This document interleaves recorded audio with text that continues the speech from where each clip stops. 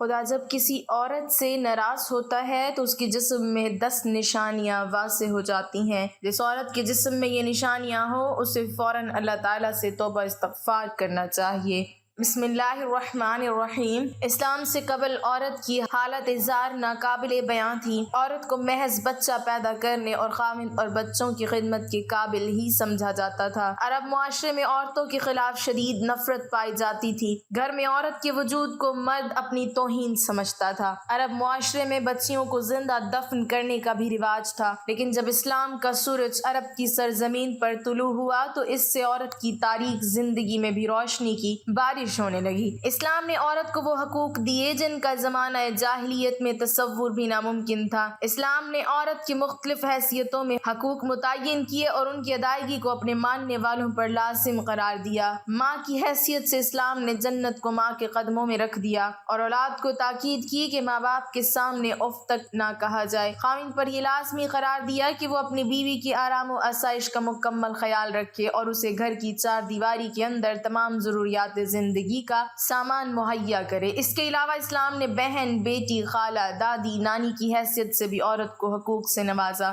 اسلام نے عورت کو حق وراثت عطا فرمایا تاکہ عورت معاشی ضروریات کی تکمیل کے لیے کسی کی دست نگر نہ ہو۔ اسماعیل بن مسلم نے حضرت امام جعفر صادق علیہ السلام انہوں نے اپنے پدر بزرگوار علیہ السلام سے انہوں نے اپنے آبائے کرام علیہ السلام سے روایت کی کہ رسول اللہ صلی اللہ علیہ وسلم نے ارشاد فرمایا کہ میری امت میں سب سے افضل وہ عورت ہے جس کا چہرہ سب سے پیارا اور خوبصورت اور اس کا مہر سب سے کم ہوگا۔ اسلام نے عورت کو اعلیٰ مقام دیا ہے۔ اسلام کی نظر میں انسانی لحاظ سے مرد اور عورت دونوں برابر ہیں، لہٰذا مرد کے لیے اس کی مردانگی قابل فخر نہیں ہے اور نہ عورت کے لیے اس کی نسوانیت باعث شرم کی بات ہے۔ ہر فرد کی زندگی میں عورت کسی نہ کسی صورت میں ایک مؤثر کردار ادا کرتی ہے۔ ایک متوازن اور ترقی یافتہ معاشرے کی بنیاد رکھنے میں عورت کی بہت بڑی اہمیت ہے۔ قرآن مجید اور سنت رسول میں عورت کے مقام کے بارے میں کئی ایک آیات موجود ہیں۔ عورت خواہ ماں، بہن، بیوی یا بیٹی ہو، اسلام نے ان میں سے ہر ایک کے حقوق و فرائض کو تفصیل کے ساتھ بیان کیا ہے۔ کسی بھی انسان کے لیے ماں ہی زندگی کا مصدر ہوتی ہے، وہی دنیا میں اس کی آمد اور بقا کا سبب بھی، اسی لیے اس کا شکر ادا کرنا، اس کے ساتھ نیکی سے پیش آنا اور خدمت کرنا عورت کے اہم ترین حقوق میں سے ہے۔ حسن سلوک اور اچھے اخلاص سے پیش آنے کے سلسلے میں ماں کا حق باپ سے زیادہ ہے، کیونکہ بچے کی پیدائش اور تربیت کے سلسلے میں ماں کو زیادہ تکالیف کا سامنا کرنا پڑتا ہے،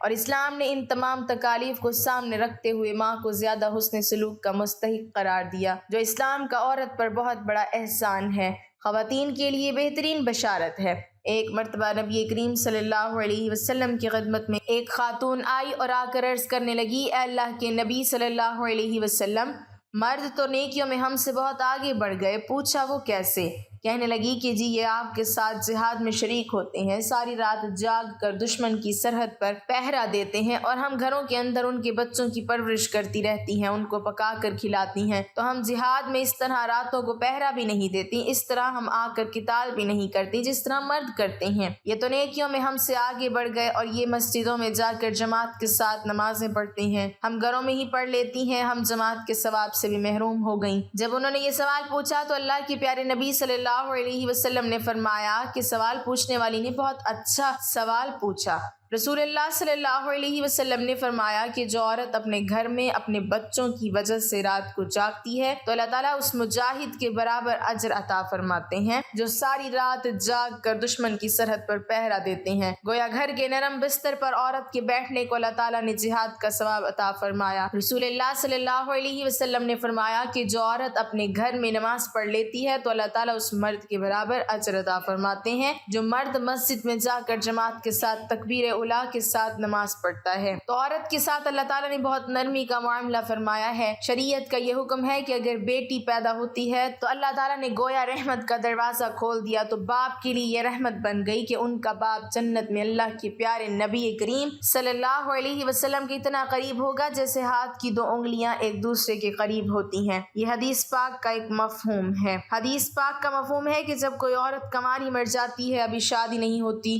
فوت ہو گئی، تو یہ جب قیامت قیامت کے دن کھڑی کی جائے گی تو اللہ تعالیٰ اس کو شہداء کی قطار میں کھڑا کریں گے، اس لیے کہ یہ کنواری تھی، ماں باپ کے گھر میں رہی، اس نے اپنی عزت و عفت کی حفاظت کی۔ ابھی اس نے خاوند کا گھر نہیں دیکھا، وہ عیش و آرام نہیں دیکھے جو خاوند کے ساتھ مل کر انسان کو نصیب ہوتے ہیں۔ چونکہ یہ محروم رہی، اس وجہ سے اللہ تعالیٰ نے اس پر مہربانی کر دی کہ یہ اگر کنوارے پن میں فوت ہو جائے گی تو اس کو شہید آخرت کا درجہ دیا جائے گا۔ دنیا میں تو شہید نہیں کہیں گے، مگر قیامت کے دن اللہ تعالیٰ شہیدوں کی قطار میں اس کو کھڑا کر دیں گے۔ جب بچے کی شادی ہو جاتی ہے اور اب یہ اپنے خاوند کی فرما برداری کرتی ہے اور ساتھ یہ اللہ تعالیٰ کی عبادت بھی کرتی ہے، تو فقہا نے مسئلہ لکھا ہے کہ کنواری عورت ایک نماز پڑھے گی تو ایک نماز کا ثواب ملے گا، شادی شدہ ہونے کے بعد نماز پڑھے گی تو 21 نمازوں کا ثواب ملے گا، کیونکہ اب اس پر 2 خدمتیں ضروری ہو گئی ہیں، ایک خاوند کی خدمت اور دوسری اللہ تعالیٰ کی عبادت، تو 2 بوجھ پڑ گئے۔ جب خاوند کی خدمت کرتے ہوئے اللہ کی عبادت کرے گی تو اللہ تعالیٰ اس کے اجر و ثواب کو بڑھا دیتے ہیں۔ نماز ایک پڑھی 21 نمازوں کا ثواب پا گئی۔ اللہ تعالیٰ نے یوں اس کے ساتھ نرمی اور مہربانی فرما دی۔ ازدواجی زندگی میں اللہ تعالیٰ نے قرآن پاک میں مردوں کو سفارش کی ہے کہ عورتوں کے بارے میں فرمایا تم نے ان عورتوں کے ساتھ اچھے طریقے سے زندگی گزارنی ہے۔ آج کسی کی سفارش اس کی بہن کرتی ہے، کسی کی سفارش اس کی ماں کرتی ہے، کسی کی سفارش اس کی خالہ کرتی ہے، کسی کی سفارش اس کی پھپھو کرتی ہے، عزیز و اقارب کرتے ہیں، لیکن عورتوں کی سفارش اللہ رب العزت نے خود قرآن پاک میں فرمایا کہ اے مردو تم نے عورتوں کے ساتھ اچھے اخلاق اور اچھے انداز کے ساتھ زندگی بسر کرنی ہے۔ عورت اپنے خاوند کے ساتھ اچھے انداز میں زندگی بسر کر رہی ہے، اس کے بعد اس عورت کو امید لگ گئی، یعنی یہ حاملہ ہو گئی، تو حدیث پاک کا مفہوم ہے کہ جس لمحے اس کو حمل ہوا اس لمحے اللہ تعالیٰ اس عورت کے پچھلے گناہوں کو معاف فرما دیتے ہیں، اس لیے کہ کچھ عرصہ یہ بالکل بیماری کی حالت میں گزارے گی۔ بچے کی پیدائش کا جو 9 مہینے کا وقت ہے، یہ پورا حمل کا زمانہ یہ عورت کے لیے بیماری ہی کا زمانہ ہوا کرتا ہے، تو اللہ تعالیٰ نے یہ مہربانی فرما دی کہ جیسے ہی اس کے سر پر یہ بوجھ پڑا اسی لمحے اللہ نے اس کی زندگی کے پچھلے گناہوں کو معاف کر دیا۔ عورت اب اپنے بچے کو پیٹ میں لیے ہوئے پھر رہی ہے اور گھر کا کام کاج بھی کر رہی ہے، اور تھکن کی وجہ سے اس کی زبان سے کراہنے کی آواز نکلتی ہے، تو حدیث میں آتا ہے کہ اس کی زبان سے تو ہوں ہوں کی آواز نکلے گی، لیکن اللہ پاک فرشتوں کو فرما دیتے ہیں کہ میری یہ بندی ایک بڑا بوجھ اپنے سر اٹھائے ہوئے ہے اور اس بوجھ سے وہ عہدہ برا ہو رہی ہے، اس لیے تکلیف سے اس کی زبان سے ہوں کی آواز نکل رہی ہے، اس کی بجائے سبحان اللہ، الحمدللہ، اللہ اکبر کہنے کا ثواب اس کے نامہ اعمال میں لکھا جائے۔ زبان سے تو ہوں نکلے گا مگر نامہ اعمال میں سبحان اللہ، الحمدللہ، اللہ اکبر کہنے کا اجر ملے گا۔ جب بچے کی پیدائش کا وقت قریب ہوا تو درد محسوس ہو رہی ہیں، وہ دردیں ایسی ہوتی ہیں کہ لگی پھر ٹھہر گئیں، پھر لگی پھر ٹھہر گئیں۔ حدیث پاک میں آتا ہے کہ ہر دفعہ عورت کو درد محسوس ہوتی ہے اللہ تعالیٰ اس کو ایک عربی نسل غلام آزاد کرنے کا ثواب اس کے نام اعمال میں لکھا جاتا ہے، جبکہ دوسری حدیث میں ہے کہ جس نے کسی ایک غلام کو آزاد کیا اللہ تعالیٰ اس کو جہنم سے بری فرما دیتے ہیں۔ اب دیکھیے کہ عورت کے ساتھ نرمی کا معاملہ کیا گیا کہ ہر درد اٹھنے پر ایک عربی نسل غلام آزاد کرنے کا ثواب لکھا گیا۔ اگر بچے کی پیدائش کے دوران یہ عورت فوت ہو گئی تو حدیث پاک میں آیا کہ یہ عورت شہید مری، قیامت کے دن اس کو شہیدوں کی قطار میں کھڑا کیا جائے گا۔ اگر بچہ صحیح پیدا ہو گیا تو زچہ بچہ خیریت سے ہے، تو اب حدیث پاک کا مفہوم ہے کہ اللہ تعالیٰ ایک فرشتے کو حکم دیتے ہیں جو اس عورت کو آ کر کہتا ہے کہ اے ماں اب تو فارغ ہو چکی، تجھے گناہوں سے پاک کر دیا گیا جیسے تو اس دن پاک تھی جب تو اپنی ماں کے پیٹ سے پیدا ہوئی تھی۔ دیکھا اگر اس نے اپنے بچے کی خاطر یہ تکلیف اٹھائی، وضع حمل کی، تو اللہ تعالیٰ نے اس کو کتنا بڑا اجر دیا کہ اس کے پچھلے گناہوں کو اس طرح دھو دیا کہ جس طرح وہ اپنے ماں کے پیٹ سے پیدا ہوئی تھی، وہ اس دن معصوم تھی۔ اللہ اکبر۔ جب ماں اپنے بچے کی اچھی تربیت کرتی ہے، اس کو اللہ اللہ کا لفظ سکھاتی ہے، تو حدیث پاک کا مفہوم ہے کہ جو بچہ اپنی زندگی سے پہلے اپنی زبان سے اللہ کا لفظ نکالتا ہے تو اللہ تعالیٰ ماں باپ کے پچھلے گناہوں کو معاف فرما دیتے ہیں۔ عورت یعنی ماں نے بچے کو قرآن پڑھنے کے لیے بھیجا، حتیٰ کہ وہ بچہ قرآن پاک ناصرہ پڑھ گیا، تو جس لمحے وہ ناصرہ قرآن پاک مکمل کرے گا اللہ تعالیٰ اس ماں باپ کے گناہوں کو معاف فرما دیں گے۔ اگر بیٹے یا بیٹی کو قرآن پاک حفظ کرنے کے لیے ڈالا اور وہ حافظ بن گیا، جب وہ بیٹی حافظہ بن گئی تو حدیث پاک کا مفہوم ہے کہ اللہ تعالیٰ قیامت کے دن اس کے ماں باپ کو نور کا ایسا تاج پہنائیں گے کہ جس کی روشنی سورج کی روشنی سے بھی زیادہ ہوگی، بلکہ سورج کسی کے گھر میں آ جائے تو اس کے گھر میں اتنی روشنی نہیں ہوگی جتنا اس نور کے بنے ہوئے تاج میں سے روشنی ہوگی۔ لوگ حیران ہوں گے، پوچھیں گے کہ یہ کون ہے؟ ان کو کہا جائے گا یہ تو انبیاء بھی نہیں، شہداء بھی نہیں، بلکہ یہ وہ خوش نصیب والدین ہیں جنہوں نے اپنے بیٹے یا بیٹی کو قرآن پاک حفظ کرایا تھا۔ آج اللہ تعالیٰ ताला ने नूर के बने हुए ताज उनके सरों पर रख दिए। तो देखा कदम कदम पर अज्र सवाब मिल रहा है। ये औरत अपने घर के काम काज करती है तो काम काज करने पर भी अज्र सवाब दिया जाता है। मसलन कौन सी औरत है जो घर के अंदर सफाई का काम नहीं करती, घर के अंदर अपने कपड़े नहीं धोती, ये घर के अंदर खाना नहीं पकाती, ये काम तो औरतें घर में करती ही हैं, इस पर भी औरत को अज्र सवाब अता किया जाता है। एक हदीस पाक का मफहूम है, फरमाया गया जो औरत अपने खामिन के घर में कोई बेतरतीब पड़ी हुई चीज उठाकर तरतीब के साथ रख देती है तो अल्लाह ताला एक नेकी अता फरमा देते हैं, एक गुनाह मुआफ फरमा देते हैं और जन्नत में एक दर्जा बुलंद फरमा देते हैं। अब औरतें रोजाना कितनी चीजों को घर में तरतीब से रखती हैं, किचन की चीजों को ही ले लें तो मेरा ख्याल है कि कमोबेश 50 चीजों को तरतीब से रखती ही होंगी। वो कौन सी बेटी होगी जिसकी शादी हो और वापस अपने माँ बाप को मिलने के लिए ना आए? सभी बेटियां आती हैं, सभी बच्चियां आती हैं, मगर नियत क्या होती है? जी बस अम्मी से मिलने जा रही हूँ। ये नियत नहीं होती कि मेरे इस अमल से भी अल्लाह ताला राजी होंगे। हदीस पाक में आता है जिसका मफहूम है कि जिस बच्ची की शादी हो जाए और वो अपने माँ बाप की ज़ियारत की नियत कर ले कि मैं अपने माँ बाप से मिलने जा रही हूँ और शौहर से इजाज़त लेकर जाए और दिल में ये हो कि इस अमल से अल्लाह राजी होंगे तो अल्लाह ताला हर कदम पे उसको 100 नेकियां अता फरमा देते हैं, 100 गुनाह मुआफ फरमा देते हैं और जन्नत में 100 दर्जे बुलंद कर देते हैं। अब बताइए एक औरत, एक बेटी जो अपने माँ बाप की ज़ियारत के लिए इस नीयत से आ रही है कि इस अमल से अल्लाह राजी होंगे, हदीस पाक का मफहूम है कि हर कदम उठाने पर उसे 100 नेकियां मिलेंगी,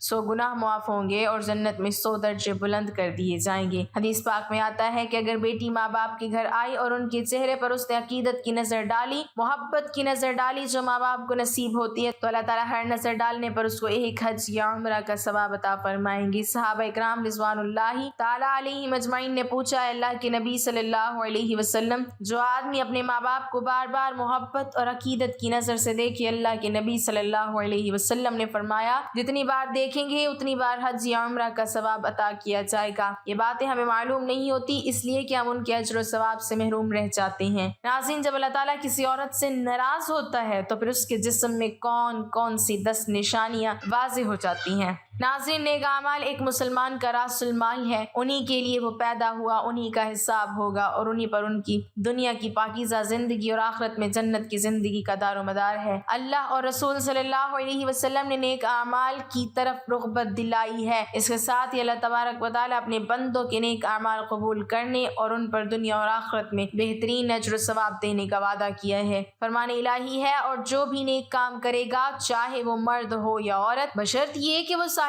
ईमान भी हो, इन सब को जन्नत में दाखिल किया जाएगा और खजूर की गुठली की शगाफ बराबर भी उनका हक न मारा जाएगा। सूरत उन्निसा बस साबित हुआ कि अल्लाह सुब्हानहू व तआला किसी मुसलमान मर्द या औरत का छोटे से छोटा अमल भी जाया न होने देगा। नाज़रीन, अब बात करते हैं कि नेकी के कामों की जानिब रुग़बत और शौक का होना भी दरअसल अल्लाह तबारक व तआला की ही एक बहुत बड़ी रहमत और सआदत है। अल्लाह तबारक व तआला नेकी की हिदायत हर इंसान को नहीं देता, जैसा कि अल्लाह ताला कुरान पाक में मुख्तलिफ जगहों पर इरशाद फरमाता है कि अल्लाह जिसे चाहे हिदायत देता है और जिसे चाहे गुमराहों में शामिल कर देता है। और जब अल्लाह तबारक व तआला किसी को गुमराह करता है तो फिर उसका ठिकाना हमेशा हमेशा के लिए जहन्नुम की आग है। मालूम हुआ कि गुमराही से हिफाजत और नेकी की जानिब रुग़बत ये सब अल्लाह ही की जानिब से है, लेकिन जो लोग हिदायत के तलबगार हों, ख्वाह वो कोई मर्द हो या औरत, अल्लाह तबारक व तआला उसे नेकी और हिदायत के रास्ते पर जरूर चलाता है। नाज़रीन, इस वीडियो में बात करेंगे उन औरतों के बारे में कि जिनको अल्लाह सुब्हानहू व तआला हिदायत नहीं फरमाता और उन्हें गुमराही की दलदल में डाल देता है। फिर जब ये औरतें गुमराही की दलदल में धंस जाती हैं तो अक्सर औकात उनके जिस्म में 10 निशानियां वाज़ेह हो जाती हैं। ये जरूरी नहीं कि तमाम निशानियां वाज़ेह हो जाएं, लेकिन इन 10 निशानियों में से अगर किसी औरत के अंदर कोई एक निशानी भी जाहिर हो जाए तो ये बात समझ लें कि ये औरत अल्लाह ताला की नाराजगी की मौजब है और अल्लाह इस औरत से नाराज है और इसी नाराजगी के सबब अल्लाह ताला ने इस औरत को हिदायत के रास्ते पर चलने की तौफीक अता नहीं की। लिहाजा जब भी किसी औरत में इन 10 में से कोई एक भी निशानी देखें तो उसे ये बात जरूर समझाएं कि तुम्हारी फलां आदत अल्लाह की नाराजगी का सबब है, ताकि वो जिस कदर जल्द मुमकिन हो सके अल्लाह से तौबा इस्तग़फ़ार करके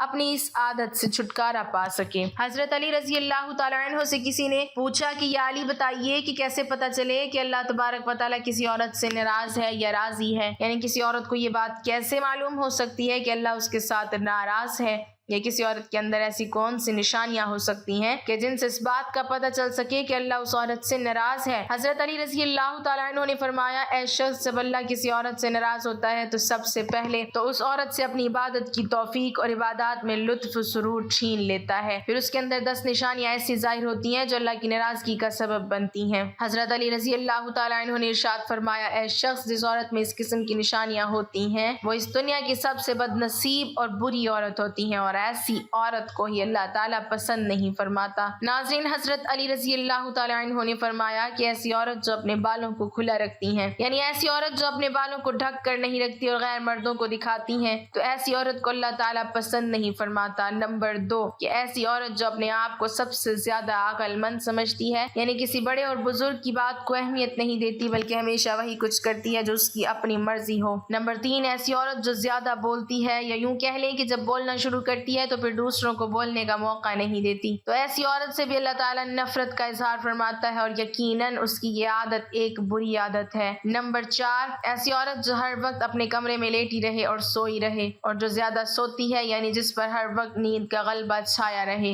ایسی عورت بھی اللہ کو پسند نہیں ہے۔ نمبر 5، ایسی عورت جو چیخ چیخ کر بولتی ہے، یعنی ایسی عورت جو اپنے شوہر سے اونچی آواز میں بولتی ہے، تو ایسی عورت کو بھی اللہ تعالیٰ پسند نہیں فرماتا ہے۔ نمبر 6، چھٹی نشانی کافی خطرناک ہے، اور اللہ کی ناپسندیدہ عورتوں کی اس نشانی کے سبب آج پورا اسلامی معاشرہ زوال اور تنزلی کا شکار ہو چکا ہے۔ جہنمی عورتوں کی اس نشانی کے سبب لوگوں کے گھر اجڑ جاتے ہیں اور معاشرے میں خطرناک بگاڑ پیدا ہوتا ہے۔ ایسی عورتیں نہ صرف خود جہنم کا ایندھن بنتی ہیں بلکہ اپنے ساتھ ساتھ معاشرے کے بہت سے لوگوں کو بھی جہنم کی راہ دکھاتی ہیں۔ ایسی عورت جو باریک لباس زیب تن کرتی ہے، یعنی ایسا لباس جس کے پہننے کے باوجود اس کے جسمانی اعضاء لوگوں کے سامنے واضح ہوتے ہیں، جو خوشبو اور میک اپ لگا کر غیر محرم مردوں کے سامنے اور بازاروں میں مٹکتی پھرتی ہیں، اور جو غیر مردوں کے ساتھ ہنس ہنس کر باتیں کرتی ہیں، تو اللہ تبارک و تعالیٰ ایسی عورتوں سے بے انتہا نفرت اور غصے کا اظہار فرماتا ہے۔ ایسی عورت مردوں کو لبھانے اور اپنی طرف مائل کرنے کی پوری کوشش میں لگی رہتی ہے، اور بعض اوقات تو ایسی عورت دوسری نیک اور پرہیزگار عورتوں کے شوہروں کو اپنے پیچھے لگا لیتی ہیں اور ان کا گھر تک اجاڑ کر رکھ دیتی ہیں۔ نمبر 7، ایسی عورت جو پیٹھ پیچھے برائی کرتی ہے، یعنی جو اپنے خاندان والوں یا اپنے شوہر کی غیر موجودگی میں دوسری عورتوں کے ساتھ یا مردوں کے ساتھ ان کی برائی کرتی ہیں، تو ایسی عورت کو بھی اللہ پسند نہیں کرتا۔ نمبر 8،